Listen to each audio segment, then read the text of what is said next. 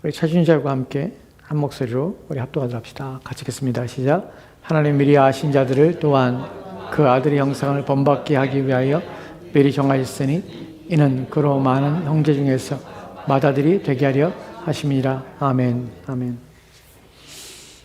오늘 이 말씀 통해서 우리가 핵심으로 중심으로 삼고자 하는 것은 그 아들의 형상을 본받게 하기 위하여 또한 그 뒤에 마지막에 나오는 많은 형제 중에서 맏아들이 되게 하려 하심이라 하는 내용들을 좀 살펴보려 합니다. 이 말씀은 한 절 더 다음 주에는 미리 아신 정하심에 대해서 말씀을 드릴 거고 오늘은 그 앞에 있는 내용들 좀 살펴보도록 합시다. 이 말씀 속에서 우리가 살펴보고자 하는 것은 구원에 대해서 내용들입니다. 우리의 구원을 위하여서 그리스도께서 받으신 영광, 또한 그리스도의 영광, 또 우리 구원과 관련된 그리스도의 영광에 대해서 살펴보려고 합니다. 우리가 성경을 읽을 때에 지난주에 말씀드렸던 것처럼 성경을 통하여 무엇을 보고 무엇을 이해하며 또한 무엇을 묵상해야 되는가 하는 부분에서 중요한 부분은 그리스도십니다. 그래서 성경은 그리스도 중심적으로 성경을 봐야 되는 것입니다. 이런 부분들 우리가 놓치면 안 되는 중요한 부분들입니다.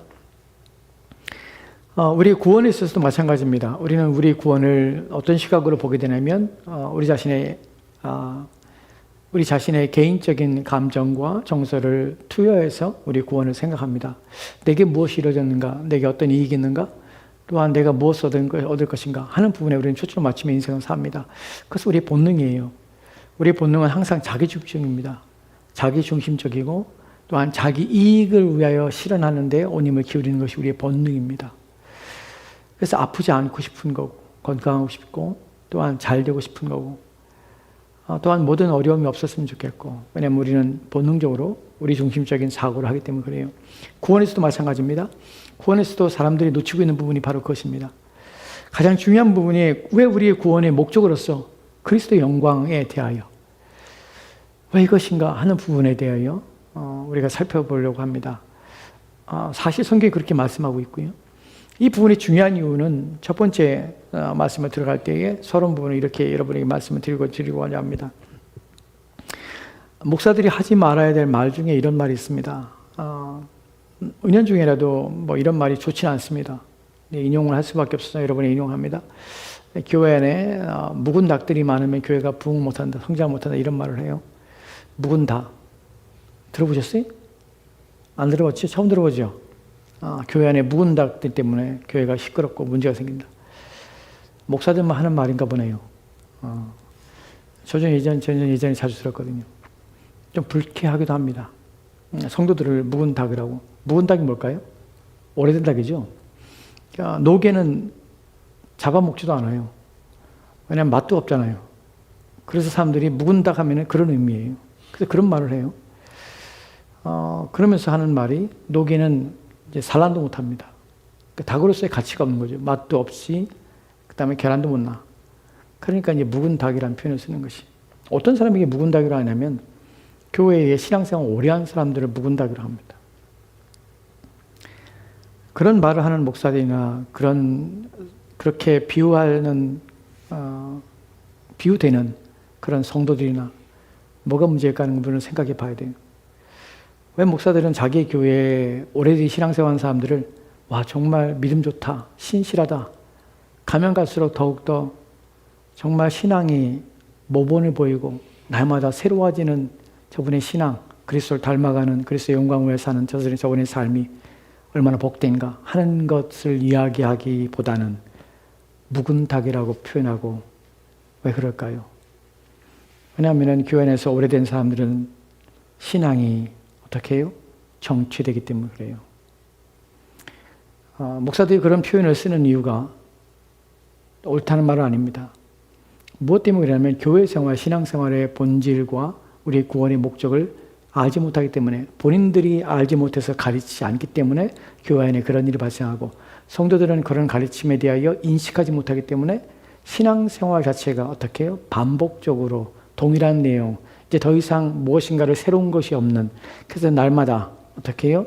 신앙생활이 익숙해지고 그래서 좀 더 세련되고 좀 더 종교적인 그리스도인이 되는 것이에요. 그러니까 교회 안에서는 나는 다 해봤고, 나도 한때 열심히 있었고, 그리고 새로운 사람 보면,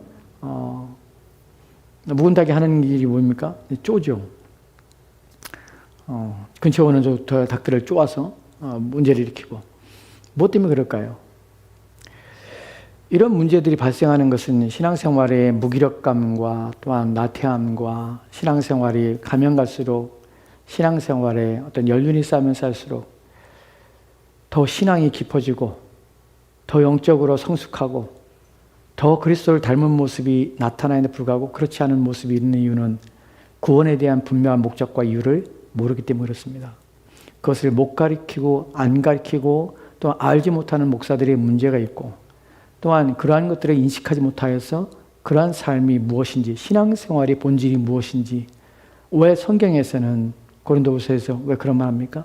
우리의 겉사람은 후패하나 우리 속사람은 날로 새로워지니라. 여러분 우리는 날로 새로워져야 됩니다. 신자는 묵으면 안 됩니다. 묵다는 의미가 나쁜 의미 속에서 묵다는 것이 묵은 것은 좋은 것입니다. 그 좋은 것이 어떻게 좋아지냐면 우리의 구원의 목적이 무엇인지를 인식하면 신자는 묵으면 묵을수록 새로워집니다. 묵으면 묵을수록 신선해집니다. 묵으면 묵을수록 깊이가 있습니다. 그래서 어제의 신앙과 오늘의 신앙이 다르게 됩니다. 가면 갈수록 더욱더 새로워지고요. 가면 갈수록 더 경건해지고 거룩해집니다. 그리고 그리스도를 더 많이 닮게 됩니다. 그것이 성경이 말하는 신앙, 성경이 말하는 신자의 모습입니다. 어떻게 그렇게 되냐고요? 바로 구원의 목적이 무엇인지를 인식할 때 그렇습니다.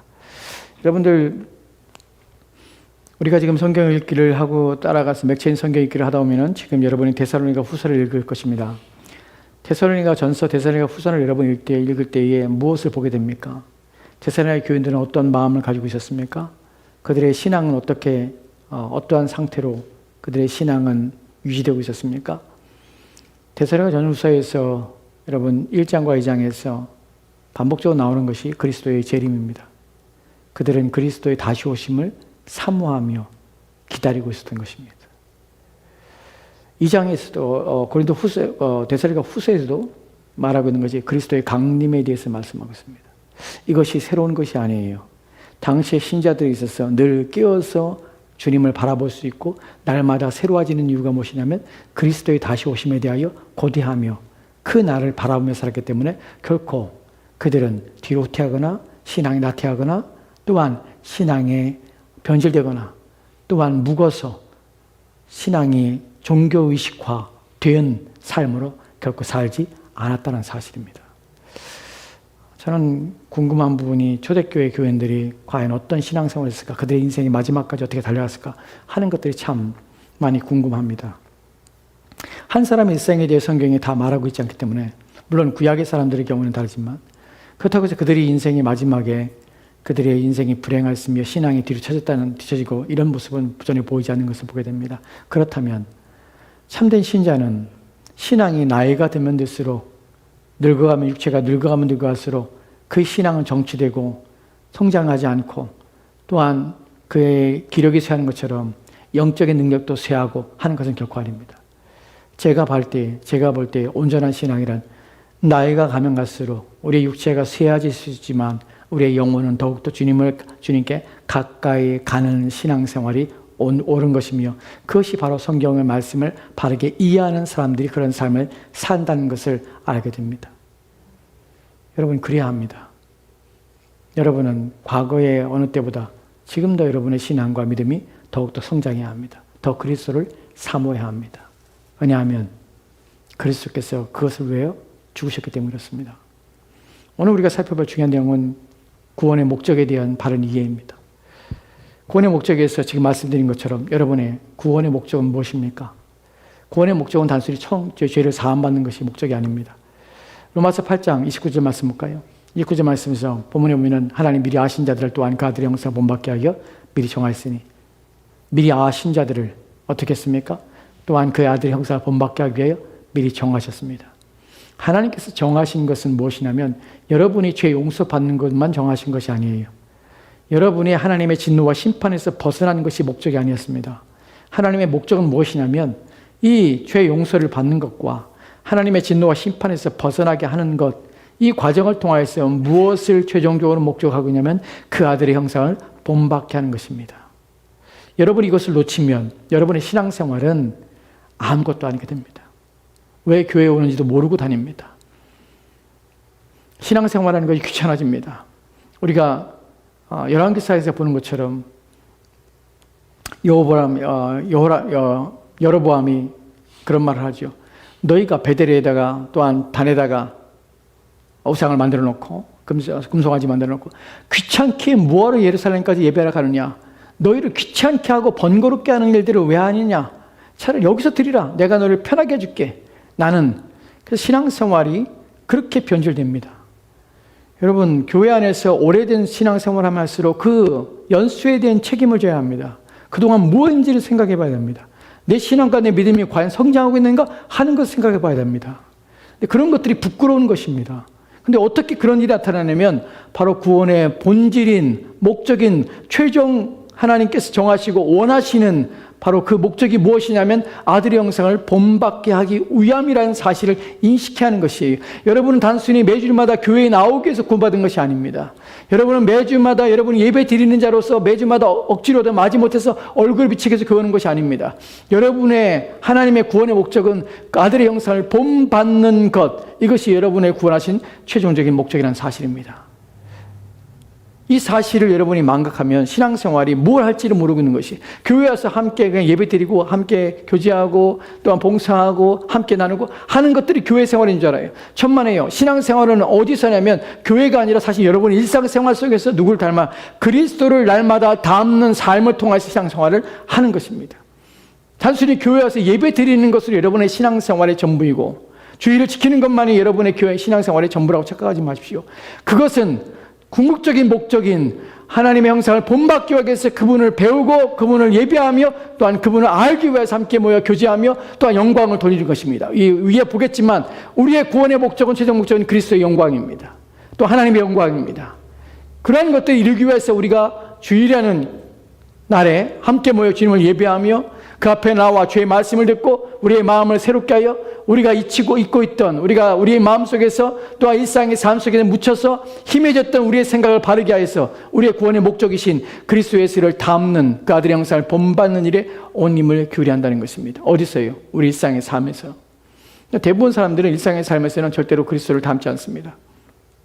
자기 마음대로 살다가 주일날 한번 와서 얼굴 한번 비치고 자기는 자기의 역할들을 다 했다고 생각합니다. 왜냐하면 무엇 때문에? 나는 구원을 잃고 싶지 않아.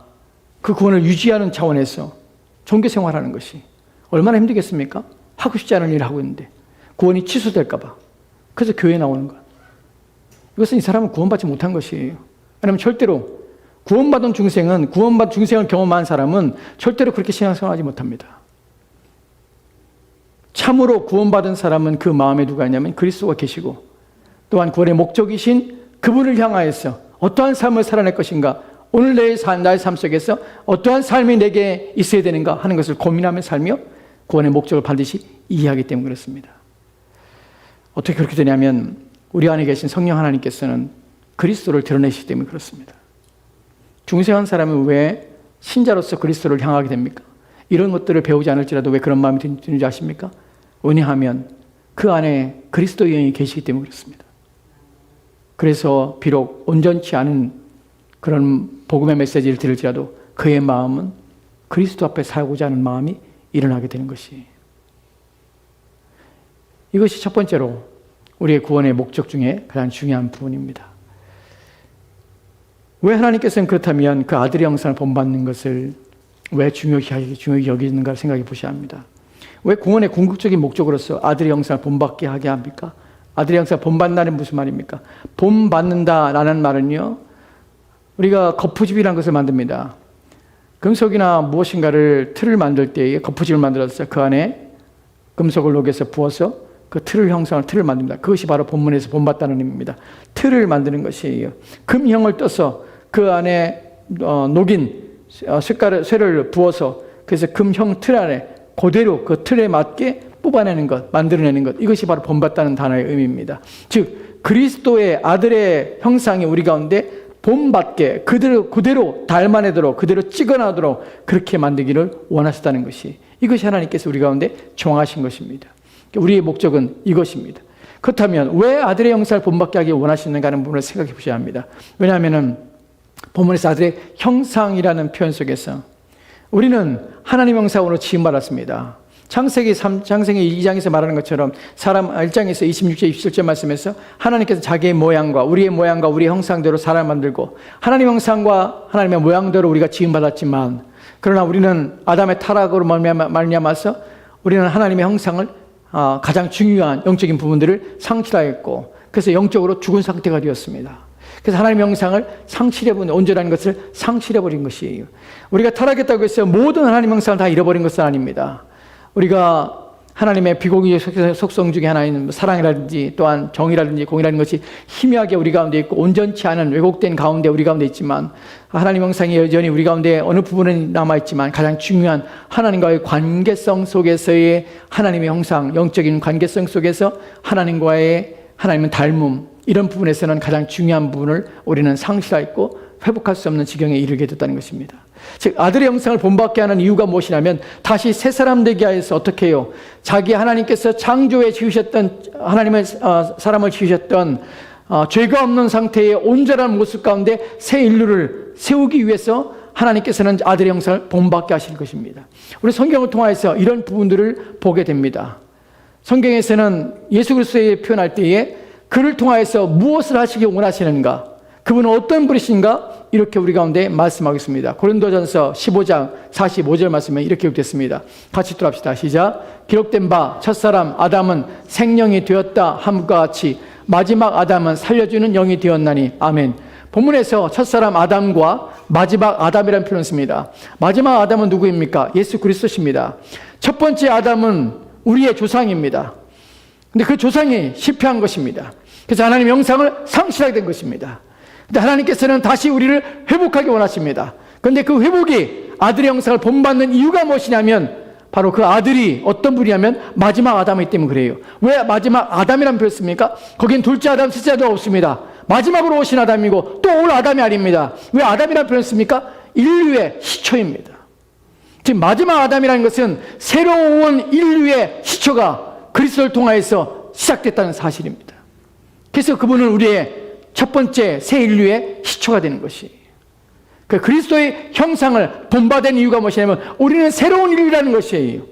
과거의 인류가 아니라 우리의 혈통에 따라서 아담에 의해서 따라 내려오는 혈통 가운데서의 우리는 아담의 후손이 아니라 이제 새로운 그리스도를 말미암아 새롭게 지으심을 받은 새 사람의 됨으로 말미암아서 그분을 통하여 우리 가운데 이루어지는 새 인류 가운데 우리는 부름받았으며, 그래서 우리는 새로운 인류로서 그리스도를 통하여서 새로운 시작, 새 인류로서 주님 앞에 나오고 있다는 사실입니다.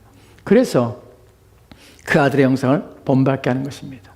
왜냐하면 새 인류는 누구를 본받았냐면 옛 첫사람, 첫 아담의 형상을 따라서 아담의 그 모습을 따라서 인생을 사는 것이 아니라 새 인류이신 그리스도의 안에서 그분을 따라서 지음받고 그분을 닮은 사람으로서 새로운 인류로서 삶을 사는 것입니다. 이것이 바로 그래서 우리를 마지막 아담이신 그리스도 형상을 본받게 하는 것이, 새 인류는 그리스도 형상을 본받습니다. 왜냐하면 본질적으로 누구랑 같습니까? 그리스도와 같은 영을 가지며 그리스도가 그 안에 계시기 때문에, 그래서 새 인류는 그리스도의 아들의 형상을 본받게 되는 것입니다.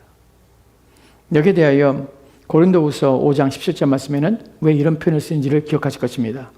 같이 읽도록 합시다. 시작. 그런지 누구든지 그리스도 안에 있으면 새로운 피조물이라. 이전 것은 지나갔으며 보라 새 것이 되었다. 그리스도 안에 있으면 무엇입니까? 새로운 피조물이라.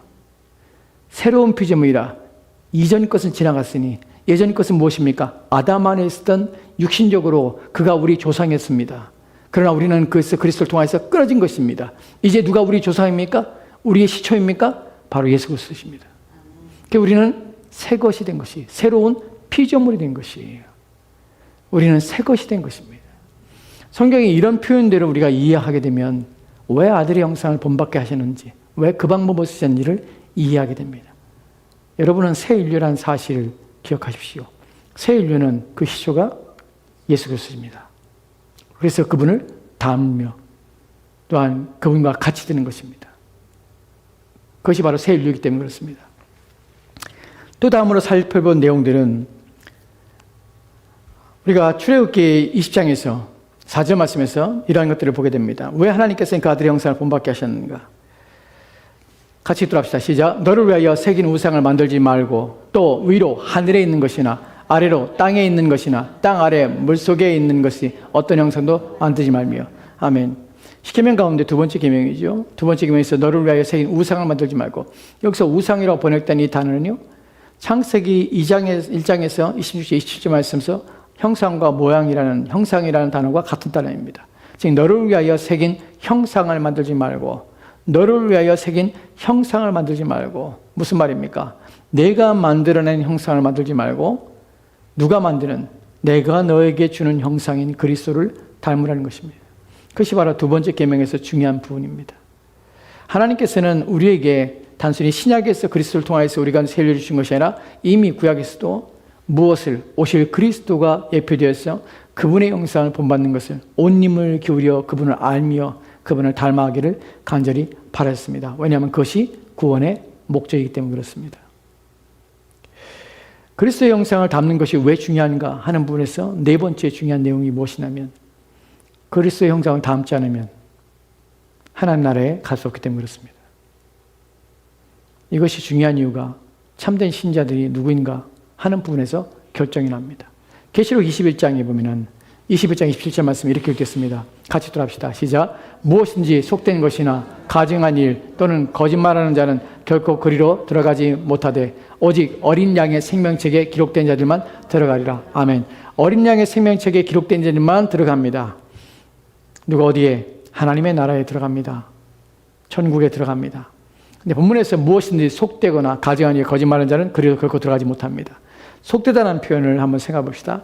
본문에 속되다는 것은 무엇입니까? 불경건하다는 말입니다. 세속적이다는 말입니다. 불경건하다는 것은 반대로 경건하지 않다는 것입니다. 경건이라는 것은 무엇입니까? 하나님 앞에서 거룩한 삶을 사는 것입니다. 하나님 앞에서 온전한 삶을 사는 것입니다. 그것이 바로 경건입니다. 하나님을 두려워하는 삶을 사는 것입니다. 이 경건이 가지고 있는 것의 핵심적인 무엇입니까? 하나님의 속성인 거룩함에 참여하는 것입니다. 그분을 닮아가는 삶이 경건한 삶입니다. 즉 본문에서 경건, 불경건, 천국에 들어가지 못한 사람들이 속된 자들, 불경건한 자들, 그럼 천국에 가는 사람 누구입니까? 경건한 자들이 가는 것이에요. 경건은 누구입니까? 하나님의 거룩함과 같이 자신을 거룩하게 하는 자들입니다. 즉 하나님의 형상을 닮은 자들이만이 들어가게 되는 것입니다. 우리가 앞에서 살펴봤을 때 아들의 형상을 본받는 것과 본받는 것에 대해서 아들의 형상을 어떻게 본받는가 하는 부분에서 우리는 성경에서 아들의 형상을 본받는 것과 또 하나님의 형상을, 본문에서는 속된 것, 하나님의 거룩한 성품에 대해서 이것을 담지 않으면 이라고 제가 말씀을 드렸습니다. 이것이 어떻게 매치가 되냐는 부분에서 설명을 좀 드리도록 할게요. 예수 그리스도를 담는 것과 하나님을 담는 것과 다른 것인가 하는 부분입니다. 결코 그렇지 않습니다. 같은 것이에요. 왜 하나님께서는 자신의 아들의 형상을 본받게 하셨을까요? 아들의 형상을 본받는 것은 아들만 형상을 본받는 것이 아니라 아들 안에 보이시고 아들을 통하여 자신을 계시하신 하나님의 형상을 본받는 것입니다. 우리가 요한복음 14장에서 빌립이 예수님께 어디로 가시나이까? 내가 아버지께 간다 말씀하실 때 아버지께로 가는데 우리가 어떻게 합니까? 아버지를 보여주십시오라는 표현을 합니다. 그때 예수님께서는 빌립아, 나를 보면서 아버지를 보지 못하느냐? 나를 본 자는 아버지를 보았느니라 라고 말씀합니다. 즉 자신 안에서 성부 하나님께서 계시되었고 나타났으며 드러났다는 사실입니다. 이 말은 눈에 보이시고 하나님 아들이 직접 하나님이신 그분이 우리 가운데 오셨다는 것이 어디에 또 기록됐습니까? 빌립보서 2장에 보면 뭐라고 합니까? 그는 근본 하나님의 본체시나 하나님의 동일한 분이 있어요. 누가? 그리스도가. 본체라는 말이 무엇입니까? 한 몸이에요. 그러면 그리스도를 담다는 것은 무엇을 의미합니까? 성부 하나님을 담다는 말이에요. 왜 아들의 형상을 본받게 하냐면 그것이 바로 하나님을 담는 것이에요.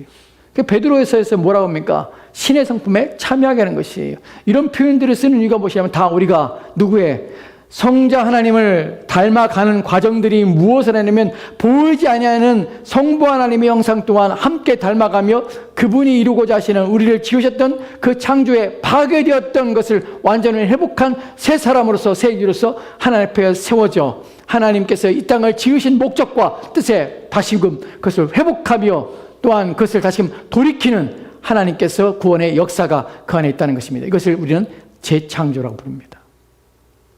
하나님께서는 파괴됐던 세상을 그리스도 안에서 재창조시키는 것이, 잃어버렸던 하나님의 형상을 그리스도 안에서 회복하심으로 하나님의 형상과 모양을 우리 가운데서 회복하게 하셔서 새 인류로서 살게 하시는 것이, 이 모든 것들은 다 바로 구원 속에서 궁극적인 목적 속에서 이루어지는 것들입니다.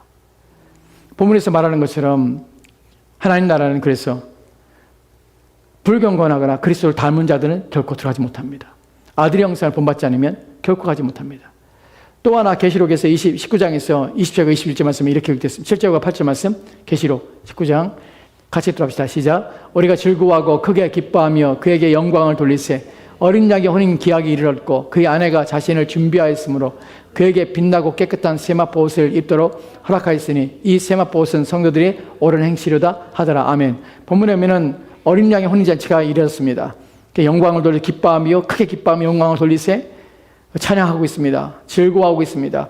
근데 거기 보면은 그의 아내가 자신을 준비하였으므로 무엇을 준비합니까? 그에게 빛나고 깨끗한 세마포 옷을 입도록 허락하였으니 이 세마포 옷은 그의 아내가 어린 양의 혼인잔치에 참여할 때 입어야 될 신부의 복을, 세마포 옷은 성도들의 온전한 행실이다.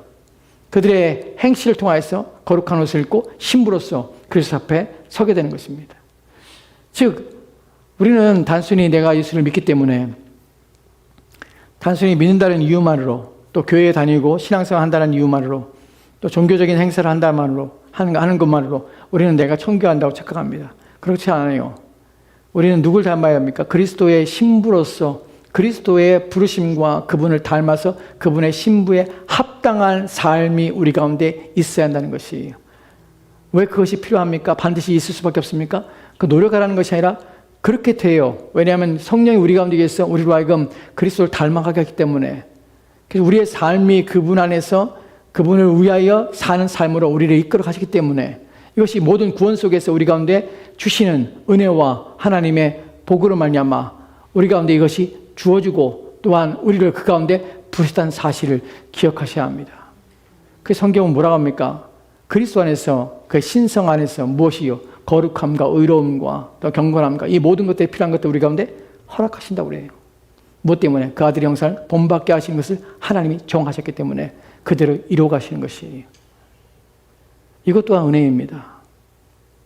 제가 말씀드리는 본질은 참된 신자는 그렇습니다. 정말 구원받은 사람은요, 그리스도의 형상을 본받아서 삶을 살아가고 그리스도의 신부답게 삶을 살아냅니다. 왜냐하면 그 사람의 생명의 씨앗이, 구원이 그 안에 이르렀기 때문에 그 구원은 결코 상실되지 않을 것이며 그 구원의 목적은 결코 포기되지 않을 것이기 때문에 그렇습니다. 누가 그것을 이루어 가십니까? 우리를 부르신 그분이 이루어 가실 것입니다. 이 부분에서, 마지막 부분에서 이것을 확신할 수 있는 부분을 생각해 보도록 합시다. 다시 한번 로마서 8장 29절 말씀 마지막으로 본문 한번 더 마지막 보도록 합시다. 우리는 어떻게 그 아들의 형상을 본받는 것을 어떻게 이루어갈 수 있는가 하는 부분과 이것이 어떻게 보장되는가 하는 부분이에요. 마지막에 있는 이는 그로 말미암아 많은 형제 중에서 맏아들이게 하심이라 합니다. 미리 아신 자들을 또한 이들을 정하셨습니다. 어떻게 정하셨습니까? 그 아들의 형상을 본받기 위해서 정하셨습니다. 이것이 이루어집니까? 안 이루어집니까? 이것이 우리에게 다는 것입니까? 아니요. 이는 왜냐하면 그로 많은 형제 중에서 맏아들이 되게 하려 하십니다. 그로 많은 형제 중에서 맏아들이 된다면서 누구로? 예수 그리스도를 통해서 많은 형제 중에 맏아들이 되게 하는 것이에요. 그분을 맏아들이 되게 하는 것이에요. 맏아들이란 말이 무슨 말입니까? 구약 성경에서 구약의 이스라엘 히브리 유대인들에게서 맏아들은 특별하고 탁월하고 뛰어나며 또한 그래서 그는 기업을 상속받을 때 다른 자녀보다 2배를 받았습니다. 그 가정에서 그는 특별한 대우를 받은 탁월한 위치에 있었습니다. 본문에서 맏아들이라는 표현 속에서는 의미가 무엇이냐면 복합적인 다의적인 의미를 본문 속에서 가지고 있지만 첫 번째 중요한 것은 무엇이냐면 그는 뛰어나고 탁월하며 또 우월한 분이 되시게 하신다는 것이에요. 그래서 본문에서 첫 번째 의미는 무엇이냐면 그분인 영광을 받으실 그리스도가 되게 하시기 위하여 그분을 많은 형제 중에서 첫 번째 아들, 탁월한 뛰어난 분이 되게 하신다는 의미입니다. 왜 이것이 필요할까요? 우리 구원 때문에 그렇습니다. 이 부분을 생각해 볼까요? 에베소 1장 10절 말씀 보도록 합시다. 같이 읽겠습니다. 시작. 하늘에 있는 것이나 땅에 있는 것이 다 그리스도 안에서 통일되게 하려 하심이라. 중요한 것은 그리스도 안에서 모든 것이 통일되게 하려 함이라. 모든 것을 그리스도 안에서 하나로 모으며 그리스도를 통하여서 존재케 합니다. 다음에 1장 20절과 1장의 20절 21절 말씀 같이 들어갑시다. 시작. 그의 능력이 그리스도 안에서 역사하사 죽은 자들 가운데서 다시 살리시고 하늘에서 자기의 오른편에 앉히사 모든 통치와 권세와 능력과 주권과 이 세상뿐 아니라 오는 세상에 일컫는 모든 이름 위에 뛰어나게 하시고 모든 이름 위에 뛰어나게 합니다. 누구를? 그리스도를 뛰어나게 하십니다. 그리스도의 모든 것들은 이 구원의 모든 것들 통하여서 그리스도께 영광을 받으십니다. 마지막 한 구절 봅시다. 빌립보서 2장입니다. 같이 들어갑시다. 시작.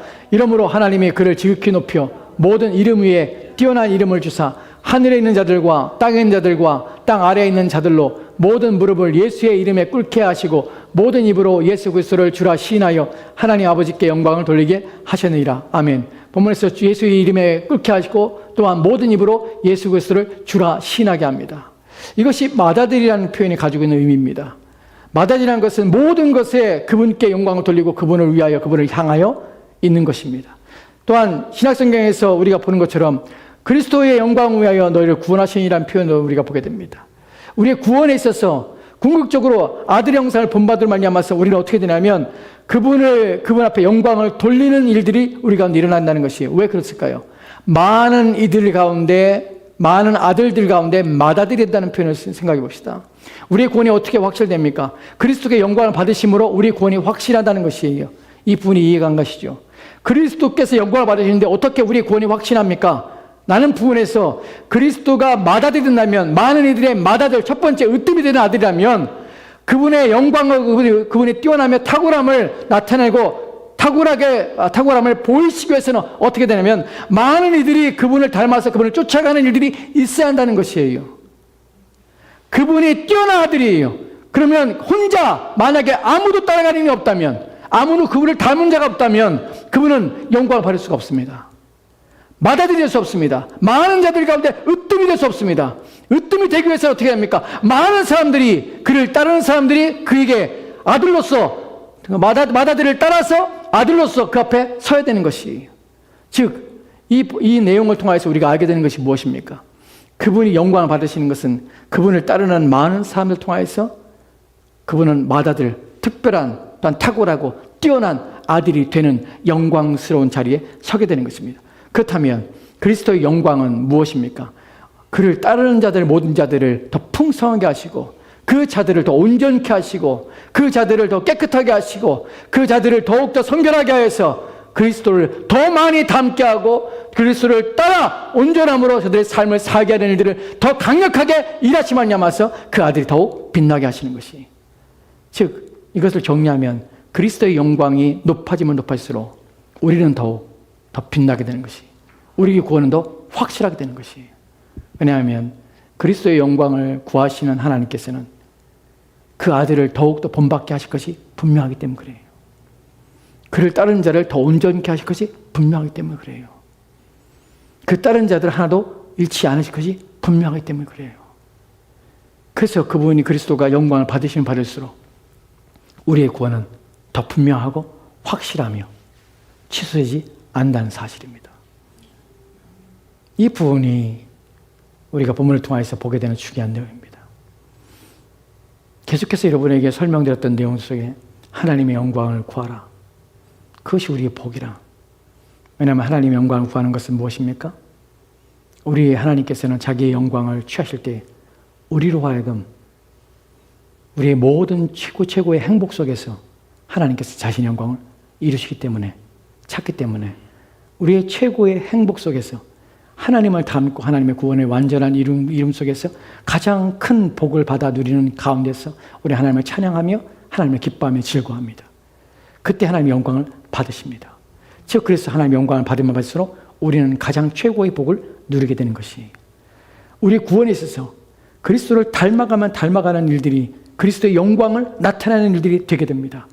그리스도의 영광이 나타나면 나타날수록 그리스도께서는 자신의 영광을 위하여 우리를 계속해서 그리스도를 더 닮은 자로, 그리스도를 향하는 자로, 그리스도를 본받는 자로 우리를 삼아줄 것이며 인도하실 것이라는 사실입니다.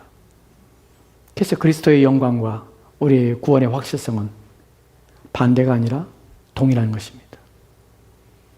그래서 그리스도의 영광을 받으시옵소서 라고 우리는 기도하며 더 구할 수 있는 것이에요.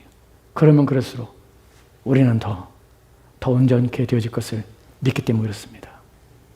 그분이 우리를 온전케 하실 것을 확신하기 때문에 그렇습니다.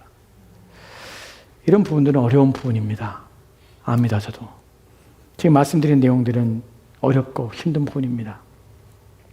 많은 깊이가 있고 또한 그 숨겨진 의미 속에서 여러분들이 깨닫는 것도 또 마음에 오는 것도 여러분 저만큼 오지 않을 수도 있습니다.